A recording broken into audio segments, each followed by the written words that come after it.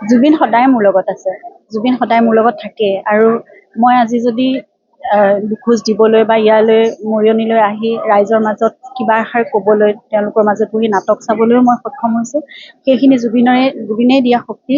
তেওঁৱে মোক আগবঢ়াই লৈ গৈ আছে, সাংস্কৃতিক দিশতে হওক, সামাজিক দিশতে হওক মোক শক্তি দিছে। সদায় মই তেওঁৰ লগত কথা পাতোঁ, সদায় মই অনুমতিও বিচাৰোঁ, তেওঁক মই গোটেই কথাবোৰ কওঁ। আৰু মোক তেওঁ যেনেদৰে এটা কথাৰে মই উত্তৰ নাপাওঁ, কিন্তু মই উত্তৰ বা মই বাট সদায় তেওঁ মোক দেখুৱাই থাকে, আৰু মই সেইমতে সদায় আগবাঢ়িব পাৰোঁ। বানাক্ৰান্তসকলৰ ওচৰলৈও জুবিন যেনেদৰে গৈছিলে, তেওঁৰ আদৰ্শলৈ মই এতিয়া সকলোবোৰ কাম কৰিব বিচাৰোঁ, তেওঁক ভাল পোৱা ধৰণেৰে। সিমানখিনি সামৰ্থ্য শক্তি মোৰ নাই, তথাপিতো মই চেষ্টা কৰিম।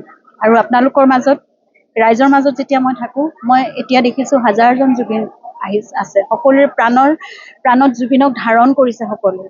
এজন জুবিন নহয়, এতিয়া হাজাৰ হাজাৰ জুবিন আছে নতুন প্ৰজন্মৰ মাজতো।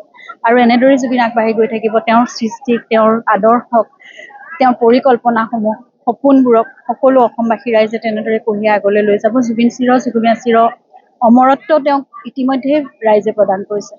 এতিয়া মাথো আমি এটাই কথা যে আমি উত্তৰ পোৱা নাই 19 ছেপ্টেম্বৰ তাৰিখটোত কি হৈছিলে, তাৰ বাবে আমি অপেক্ষা কৰি আছোঁ। আৰু মই ভাবোঁ দেশৰ ন্যায় ব্যৱস্থাই, ভগৱানে সকলোৱে সেইখিনি আশীৰ্বাদ দিব, আমি এটা উত্তৰ পাম, আমি ন্যায় লাভ কৰিম।